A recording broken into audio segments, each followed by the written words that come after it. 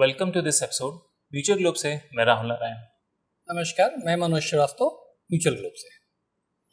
तो अगर हमारे कोई इन्वेस्टर अगर 30 के हैं और 60 तक कुछ बड़ा बनना चाहते हैं तो आज का एपिसोड ज़रूर देखें, क्योंकि आज हम एक ऐसी स्कीम डिस्कस करने जा रहे हैं जिसने 30 साल में 10,000 की SIP को 21 करोड़ रुपए बना दिया 30 साल में। तो आपको तो खैर मालूम ही होगा। हाँ, मुझे मालूम है, लेकिन मुझे लगता है कि ऑडियंस में 90% से ऊपर लोगों को ये शायद नहीं पता होगा कि क्या 10,000 रुपये की SIP से इतना बड़ा वेल्थ क्रिएट हो सकती है। थोड़ा सा आप बताएं तो ऑडियंस को भी फायदा होगा। जैसे तुमने कहा कि 30 साल का कोई पर्सन है और 60 की उम्र तक को प्लान कर रहा है, तो देयर इज ए स्कीम जिसमें 10,000 रुपये महीने की SIP की गई तो 21 करोड़ रुपए से ऊपर बन गया। अब ये जो मैजिक है, अगर मैजिक कहा जाए, तो 21 करोड़ रुपए बहुत बड़ी रकम है।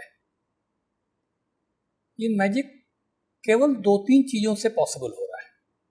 एक तो इक्विटी की वजह से, अब इक्विटी की अपनी रिस्क है, वो हम लोग बाद में बात करेंगे। दूसरा लंबे समय, और तीसरा जो सबसे इंपॉर्टेंट है वो SIP है। किसी ने अगर 30 साल तक SIP चलाई है 10,000 रुपये महीने की तो 21 करोड़ रुपए बन सकता है। तो ये SIP का मैकेनिज्म है, आई विल से।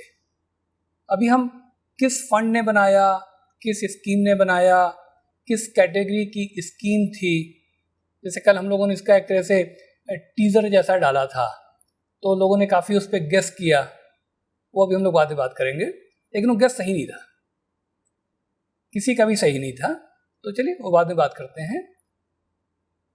SIP किया 30 साल, और इनफैक्ट जिस स्कीम की हम बात करेंगे फाइनली, उसने प्रिसाइजली 31 साल 31 ईयर्स तक किसी ने अगर 10,000 रुपये महीने की SIP की है तो 21 करोड़ रुपए से ऊपर बना है। लेकिन अभी एक सवाल ऑडियंस का जो नेचुरली आएगा कि भाई 30 साल का जो लंबा पीरियड है उसमें तो जाने कितनी एडवर्स इवेंट्स होती। 30 साल तो बहुत बड़ा पीरियड है, बट 4-5 इवेंट अगर इफ़ यू कैन एक्सप्लेन कि वो इवेंट हुआ जिसमें कि लोगों को परेशानी हुई होगी, यार वो उनको इवेंट्स को अगर एक्सप्लेन करें तो फिर मैं उस पर समझने की कोशिश करूं, और जो मैं सप्लीमेंट कर सकता हूं सप्लीमेंट करूं। राइट। तो 30 साल का पीरियड लंबा होता है, और आई थिंक एक जनरेशन होगी जिसने पूरा एक तरह से उसने करियर स्टार्ट किया होगा और अब वो रिटायरमेंट की एज में आ रही होगी और वो सारी इवेंट्स देख लिए होंगे। और जो इंडिया की जो ग्रोथ स्टोरी एक तरह से रही है 90s के साथ, तो जो ग्रोथ स्टोरीज रही है और उसके साथ साथ जो रोड ब्लॉक्स आए हैं वो भी इस पूरे पीरियड में उसने देखा होगा, एक्सपीरियंस किया होगा।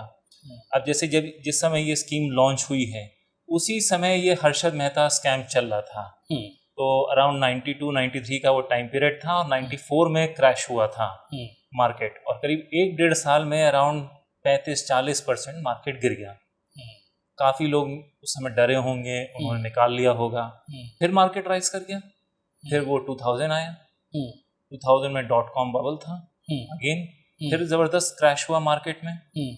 बीच में और सब प्रॉब्लम्स आती रही। 2008 का तो सबको याद है, क्योंकि इतना बड़ा वो सब प्राइम क्राइसिस थी, ऑलमोस्ट 60%, शायद इतना बड़ा फॉल पहली बार हुआ होगा इंडियन स्टॉक मार्केट में। मैंने इतना बड़ा फॉल इसके पहले और इसके बाद नहीं देखा है। राइट, 60% बहुत बड़ी फिगर होती है, क्योंकि उसके पहले पीक पहुंच चुका था। वो शायद जनवरी का टाइम था या कुछ ऐसा था, और फिर जब वो मिड में वो क्रैश होना शुरू हुआ था 2008 में, वो कुछ 21,000 के आसपास का सेंसेक्स था। तब सेंसेक्स के टर्म्स में ज्यादा बात होती थी, निफ्टी भी था, लेकिन 21,000 के आसपास का जो सेंसेक्स है वो लगभग 8,000 के आसपास हुआ।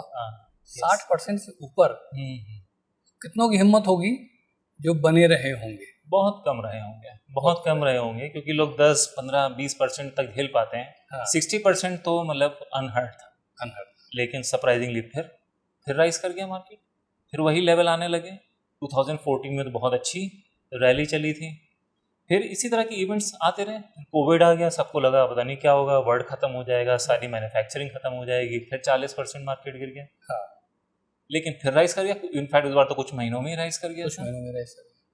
अब ऐसे तो जैसे अभी ये डोनाल्ड ट्रंप आए, उन्होंने टैरिफ लगा दिए, फिर मार्केट थोड़ा डर गया, अमेरिका का मार्केट डरता है तो बाकी मार्केट भी डर जाते हैं, फिर राइज करने लगा। लेकिन जब भी मार्केट गिरता है तो बड़ी नेगेटिव न्यूज़ आती है हर डायरेक्शन से, ऐसा लगता है कि अब तो राइज ही नहीं करेगा, अब ये टाइम है कि बेच दो, फिर जब बढ़ेगा तब सोचेंगे। तो आई गेस ये साइकोलॉजी रही है और लोगों ने, इन्वेस्टर्स ने ये सब देखा है, ये चैलेंजेस रहे हैं इस पीरियड के। अब देखो इसमें क्या है, मैं प्रैक्टिकल बात करूं, ये तो डेटा है जो दिखाई पड़ रहा है कि भाई 21,000 से 8,000 हो गया 2008 में, या अभी कोविड के पीरियड में एकदम से फॉल हुआ और फिर बढ़ गया।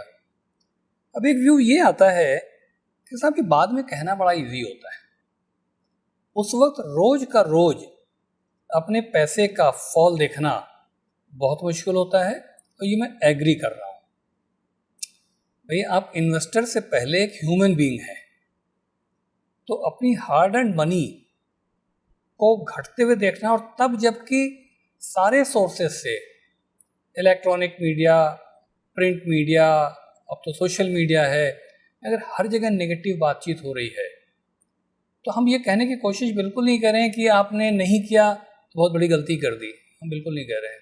आपको डर लगा तो बिल्कुल सही डर लगा, क्यों नहीं लगेगा। भाई कोविड के टाइम में तो लग रहा था जैसे सब खत्म ही हो जाएगा, तो आदमी को लगा भाई पैसे निकाल लो, बैंक में डाल दो, देखेंगे बाद में। ये सारी की सारी चीजें हैं।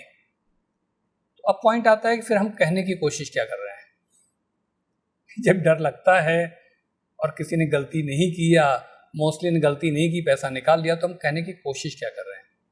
कहने की कोशिश ये कर रहे हैं, इस पूरे पीरियड से मैं तो पर्सनली निकला हूं, पिछले 30 साल से ऊपर की जर्नी एज एन इन्वेस्टर हो गई है।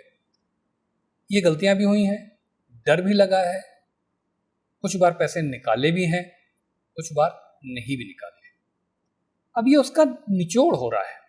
आज जो हम डिस्कशन कर रहे हैं, देखिए किसी भी यंग पर्सन को जिसने ये चीजें देखी नहीं है, फील नहीं की हैं, उसके लिए कहना इजी है, मैंने तो पूरी फील की है। अब निष्कर्ष निकल रहा है कि डरे नहीं। मैं भी डरा हूं, पैसे भी निकाले, गलतियां भी की, ये भी बता रहा हूं आपको, बट हर बार नहीं की है। 10 बार में 3 बार गलतियां की है, 7 बार नहीं की है। उसी ने वेल्थ क्रिएट भी की, राइट। लेकिन आज लगता है कि वो जो 3 बार गलतियां की 10 में से, वो भी नहीं करनी चाहिए। नहीं करते तो और बेहतर रहता। तो डिस्कशन ये हो रहा है कि ये सबका सब होता रहेगा, आगे भी होता रहेगा, उसका नाम बदल जाएगा।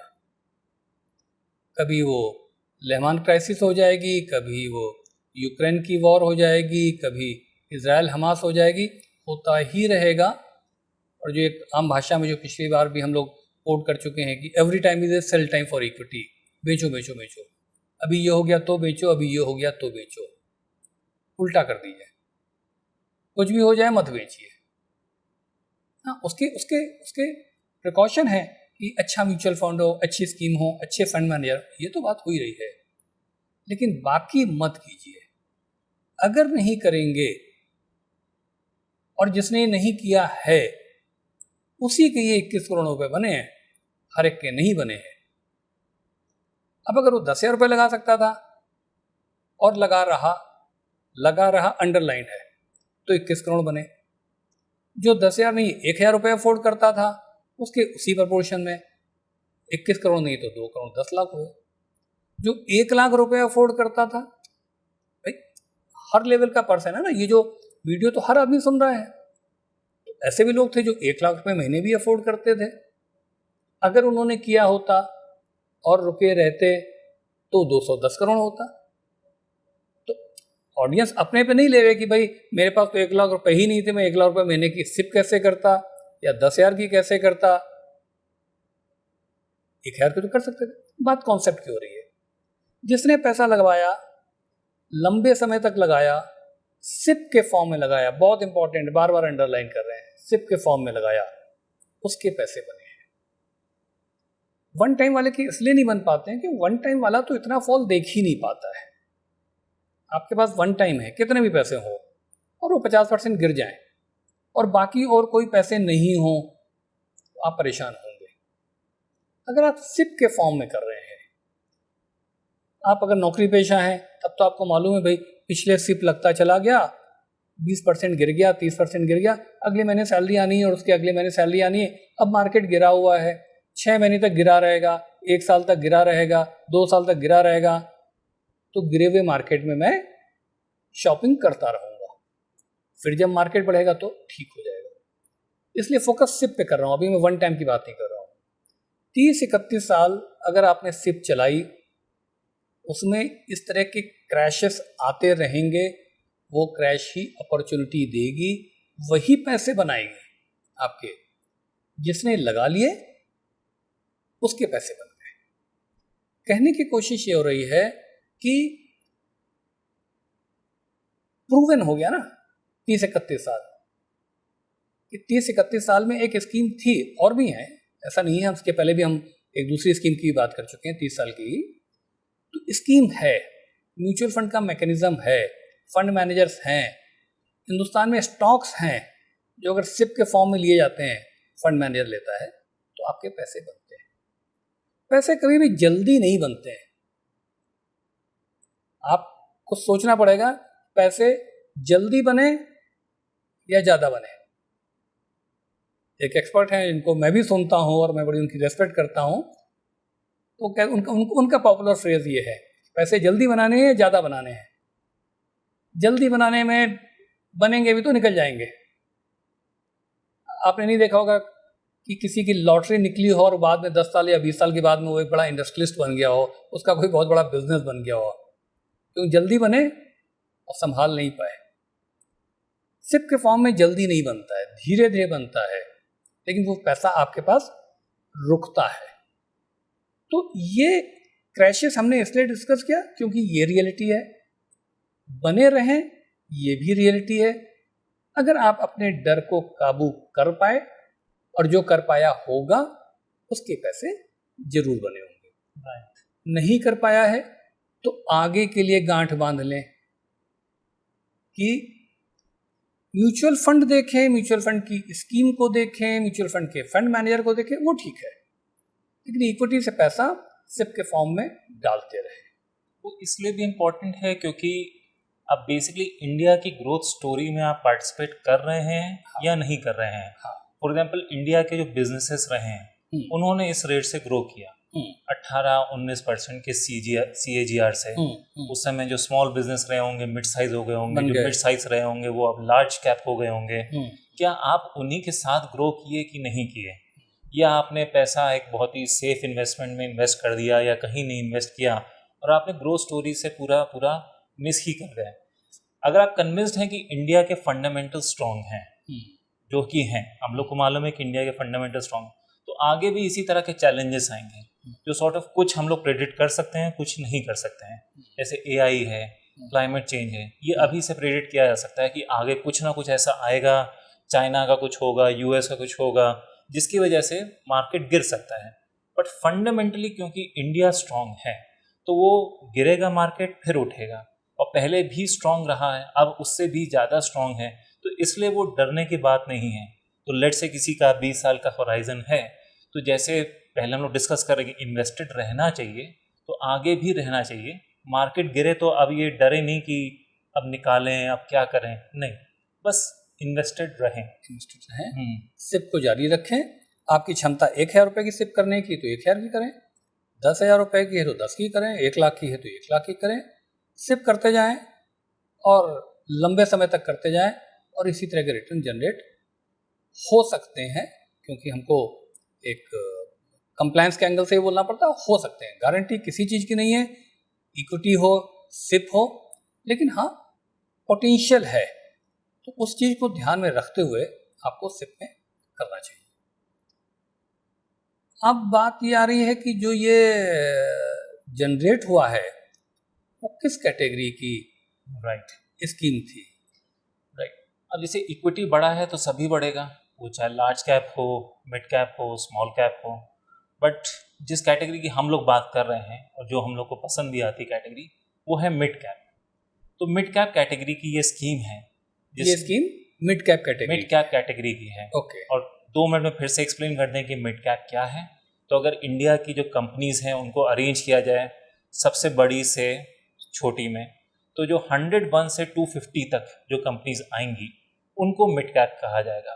ओके। 1 to 100 हो गई लार्ज कैप और फिर 101 to 250 हो गई मिड कैप। अब मिड कैप भी बहुत छोटी नहीं है, ठीक ठाक बड़ी कंपनीज हैं। हाँ, वो रिलायंस और HDFC बैंक नहीं है, बट स्टिल बट अपने आप में काफी बड़ी कंपनीज है। उनकी जो टीदिंग प्रॉब्लम होती है स्टार्टअप्स की, वो सबसे वो पास कर चुकी हैं। उससे ज्यादा उनके पोटेंशियल फॉर ग्रोथ बहुत होता है। अब आज बोला जाए कि HDFC बैंक है जो कि अगेन अच्छे रिटर्न्स देता है कि अपना साइज डबल कर दो, तो शायद वो पॉसिबल नहीं है। बट एक छोटा बैंक जिसकी बात की जाए, लेट्स से कि फेडरल बैंक बोला जाए, तो उसका पोटेंशियल फॉर ग्रोथ होता है। तो जो भी मिड साइज कंपनी होती हैं, तो जो इतने अमेजिंग रिटर्न्स दिखाई पड़ते हैं वो लार्ज कैप शायद नहीं दे सकता है, वो मिड कैप से ही मिल सकते हैं। And to an extent small cap भी दे सकता है, बट मिड कैप में वो जो टीदिंग प्रॉब्लम्स होती हैं छोटी कंपनीज की, वो भी खत्म हो गई होती हैं। एक सेंस ऑफ स्टेबिलिटी होता है। तो एक तरीके से स्मॉल कैप जैसा, मैं रिस्की तो नहीं कहूँगा, वॉलेटाइल नहीं होगा। मिड कैप वॉलेटाइल होगा बट स्मॉल कैप जैसा नहीं होगा। राइट। और लार्ज कैप जैसा स्टेबल नहीं होगा। लेकिन ये दोनों चीज़ों को जब जोड़ दिया जाए तो ग्रोथ यानी एप्रिसिएशन बेटर आएगा एटलीस्ट लार्ज कैप से। ये हाई रिस्क है, इसमें नो डाउट कि ये हाई रिस्क है। हाँ। बट रिस्क भी हमें समझना पड़ेगा कि हम कब हाई रिस्क ले सकते हैं, कब ले सकते 3 साल के लिए पैसा इन्वेस्ट करना है। हाँ। तो this is not recommended. Yes. 20 साल के लिए इन्वेस्ट करना है। हाँ। तो ये एक ऑप्शन होना चाहिए लोगों को जो कंसिडर करें, तब इतना ये रिस्क जस्टिफाई करता है लॉन्ग इनफ होराइजन। तो इसका एक टेक अवे निकल के आया कि भाई लार्ज कैप से बेटर जनरेट करने का पोटेंशियल है। करेगा कि नहीं करेगा किसी को नहीं पता, हमें भी नहीं पता, बट पोटेंशियल है। और ये पिछले 30 साल ने बताया भी है हमको। भाई हम तो पिछले डेटा को ही कहीं ना कहीं एक तरह से डिकोड करने की कोशिश कर रहे हैं। उतनी रिस्क नहीं है जितनी कि स्मॉल कैप में, या उतनी वॉलेटिलिटी नहीं है। Better word will be volatility नहीं है। लेकिन अगर उतना वॉलेटाइल नहीं है जैसे कि स्मॉल कैप है, रिटर्न ज़्यादा अच्छे कर सकता है, तो और लंबे समय के लिए आप 3 साल 4 साल के लिए कर रहे हैं तो शायद फिर मिड कैप से दूर रहे। या आपका दिल कमज़ोर है तो आप 10 साल के लिए, लेकिन दिल बर्दाश्त नहीं कर सकता है, दिन में 4 बार आप देख रहे हैं इक्विटी मार्केट, तो फिर मत कीजिए, नींदें मत खराब कीजिए। लेकिन फाइनली अब ये पूछना पड़ेगा, दर्शक हमारे ये पूछेंगे, काफ़ी डिस्कशन हो गया, ये स्कीम कौन सी है? स्कीम कौन सी है, ठीक बात है। देखिए साहब, ऐसा है कि ये कल काफ़ी लोगों ने गेस किया। किसी ने कहा साहब ये HDFC फ्लैक्सी कैप है, किसी ने बोला निपॉन ग्रोथ है, किसी ने बोला ICICI ब्लू चिप है। गेस काफ़ी हुए, वो गेस सही नहीं थे। कैटेगरी तो आपको क्लियर हो गया कि ये मिड कैप कैटेगरी थी। म्यूचुअल फंड है ये फ्रैंकलिन का ये प्राइमा फंड है। तो इस फंड ने जो डेटा पब्लिक डोमेन में अवेलेबल है, 31 साल तक 31 ईयर्स तक किसी ने 10,000 रुपये की SIP की, तो वो हो गया कुछ 372 महीने। यस। तो 37,20,000 रुपये। हाँ। और वो बन गए हैं कुछ 21 करोड़ 50 लाख रुपए के आसपास। प्रिंसिपल अमाउंट हुई 37 lakhs अप्रॉक्स, और उसकी करंट वैल्यू हुई 21 करोड़ प्लस। ये सिचुएशन निकल के आ रही है। मिड कैप का है, जैसे अभी हम लोगों ने बात की, बहुत कमज़ोर दिल वालों के लिए नहीं है, बहुत कम समय इन्वेस्टमेंट के लिए नहीं है, लंबे समय के लिए हैं। दिल के आप मजबूत हैं। अरे दिल के मजबूत कैसे होंगे? यहाँ पे कोई आपको ब्लड चेकअप करके और कोई हार्ट की रिपोर्ट लेके नहीं आनी है, आप समझते अगर हैं। जैसे वॉरेन बफेट साहब कहते हैं, ये सबसे बड़ी रिस्क है जब आप इन्वेस्ट कर रहे हैं कि आप इन्वेस्टमेंट को समझते ही नहीं है। तो अगर आप इन्वेस्टमेंट को समझते नहीं हैं तो तो आप तो उस एरा में पिछले 2-3-4 साल वालों में जो आपने मार्केट को बढ़ते हुए देखा है, काफ़ी क्वेरी आ रही हैं, सब लॉन्ग टर्म के हैं, देखे नहीं ना फॉल, बढ़ते मार्केट में हर आदमी लॉन्ग टर्म है, 4 सेशन में मार्केट गिरता है, हर आदमी शॉर्ट टर्म हो जाता है। मतलब मैं उन इन्वेस्टर्स को जानता हूं जो सिंगल चेक 100 करोड़ रुपए की भी लिखते हैं, और वो भी अगर 1 महीने मार्केट खराब चल गया तो परेशान होते हैं, जबकि उनको तो उससे फर्क भी नहीं पड़ता है कि उनका वो जो 100 करोड़ है वो 90 रह जाएगा कि 80 रह जाएगा, क्योंकि उनके पास तो और बहुत बफर है। इसलिए लॉन्ग टर्म अगर आपको समझ है, आपका कन्विक्शन स्ट्रांग है, तो आपका दिल भी स्ट्रांग होगा, हार्ट भी मजबूत होगा। यहाँ डॉक्टर वाली बात नहीं आ रही है, आप समझते हैं भाई ये तो मार्केट यूं जाता है, यूं जाता है, यूं जाता है, चलता रहता है, एंड ऑफ द डे 10 साल बाद, 15 साल, 20 साल बाद किसी भी कंपेरेबल ऑप्शन से बेटर रिटर्न मुझे जनरेट कर देगा, ठीक है, चलो फिर मुझे क्या फर्क पड़ता है। लंबे समय के लिए है, सिप के फॉर्म में है, तो मिड कैप ये कैटेगरी अच्छी है, और वही इस स्कीम ने बना के दिखाया है। आपको जो स्क्रीन पे भी दिखाई पड़ रहा है, जो रिटर्न बन के आए हैं, आपको स्क्रीन पे इसकी टॉप 10 होल्डिंग्स भी दिखाई पड़ रही हैं, आपको इसके सेक्टर भी दिखाई पड़ रहे हैं, और सबसे इम्पॉर्टेंट बात है फंड ने करके दिया है काम, वो इम्पॉर्टेंट है। क्योंकि टॉप 10 होल्डिंग भी आप कितनी समझ रहे हैं, 90% लोग कितना समझ रहे हैं मुझे नहीं पता, सेक्टर आप कितना समझ रहे हैं मुझे नहीं पता।